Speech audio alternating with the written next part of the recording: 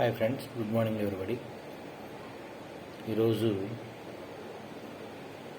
మనము దేవమాత ప్రార్థన గురించి మనం తెలుసుకున్నాం. దేవమాత ప్రార్థన అంటే మనకి ఇప్పుడు మరీ మాతకి మనం ప్రార్థన చేయడం. యాక్చువల్గా దీనికన్నా ముందు ఒకసారి మనము ఇప్పుడు కొన్ని రోజుల నుంచి మనం చూస్తున్నాము, వేరే కాంగ్రిగేషన్ వాళ్ళు కానీ వేరే ప్రొటెస్టెంట్ సోదరులు కానీ మనకేమంటున్నారంటే, మీరు మరి అమ్మను పూజిస్తున్నారు, మీరు నరకానికి వెళ్తారు, దేవుని తప్ప మరి ఎవరిని పూజించకూడదు కాబట్టి మీరు నరకానికి వెళ్ళిపోతారు మరి అమ్మను పూజిస్తే అని. దీనిలో నేను క్లారిఫికేషన్ ఇవ్వాలనుకుంటున్నాను. మరియమ్మని మనము పూజించట్లేదు, మనం ఆమెని గౌరవించుకుంటున్నాము. మన కోసము ఆమెని అడుగుతున్నాం ప్రార్థన చేయమని.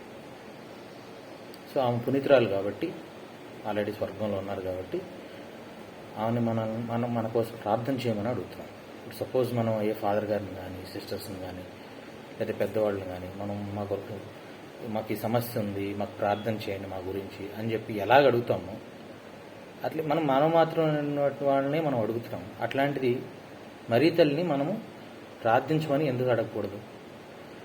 అక్కడ క్లారిటీ లేదు. వాళ్ళకి ఏంటంటే మనము ఒక ప్రేయర్ చేస్తున్నాము, ఒక జపం లాంటిది చెప్తున్నాం కాబట్టి వాళ్ళు ఏంటంటే దాన్ని పూజిస్తున్నాము అనుకుంటారు. కానీ అది కరెక్ట్ కాదు. ఎవరైనా అలా చెప్పినప్పుడు మీరు కంగారు పడకండి. మీరు మరి మాత్రం పూజిస్తున్నారు, మీరు నరకానికి వెళ్ళిపోతారు అన్నప్పుడు మీరు కంగారు పడద్దు, మీరు చెప్పండి. ఇప్పుడు దానికి నేను మంగళవార్త జపం చెప్పి మీకు దానిలో ఏమి మనం ఉంది, దానిలో ఏంటి అడుగుతున్నాం అనేది నేను వివరిస్తాను. ఇప్పుడు దేవవర ప్రసాదం చేత నిండిన మరియమ్మ వందనం, ఏలినవారు మీతో ఉన్నారు, స్త్రీలలో ఆశీర్వదింపబడిన వారు మీరే, మీ గర్భఫలముకు జేసు ఆశీర్వదింపబడిన వారికి. పరిశుద్ధ మరియమ్మ సర్వేశ్వరునికి వందనం. అత పాపాత్మయుడు మా కొరకు ఇప్పుడును మా మరణ సమయమందును ప్రార్థించండి. అండర్లైన్ దిస్ వర్డ్స్, ప్రార్థించండి. ఇప్పుడు ఫస్ట్ మనం ఏం చేసాము, ఏదైతే బైబిల్లో మంగళవార్తను చెప్పడానికి వచ్చిన దేవదూత గాబ్రియల్ దేవదూత వచ్చి మంగళవార్త చెప్పిందో అది మనం చెప్పాము. ఆ బైబిల్లో ఉన్న వర్డ్సే చెప్పాము. అది ఎక్కడ పూజించినట్టు ఏం లేదే, తనను గౌరవించినట్టే ఉంది.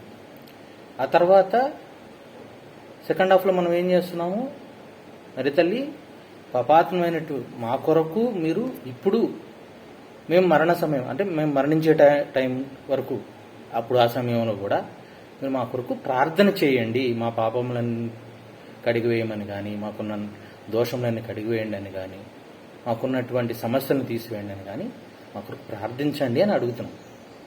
ఇది మనం చేసేది. మీరు అంటే ఇప్పుడు ఉన్న న్యూ జనరేషన్ అంటే యూత్ కానీ చిన్నపిల్లలు కానీ కన్ఫ్యూజన్లో ఉన్నారన్నమాట. ఎవరో ఏది చెప్తున్నారు, వాళ్ళు చెప్పేది కరెక్ట్ ఏమో, మనం మరి మాకు పూజిస్తున్నామేమో, మనం పాపం చేస్తున్నామేమో అన్నట్టు కన్ఫ్యూజన్లో ఉన్నారు. ఎవరు కన్ఫ్యూజ్ అవ్వద్దు. జస్ట్ మరీ తల్లికి మనం బైబిల్లో ఉన్న వర్డ్స్తో గౌరవించి మనము ఆమెకు మా కొరకు ప్రార్థన చేయమని చెప్పి అడుగుతున్నాం అంతే. This is the clarification about the మంగళవార్త చెప్పి. Okay, thank you friends, thank you very much.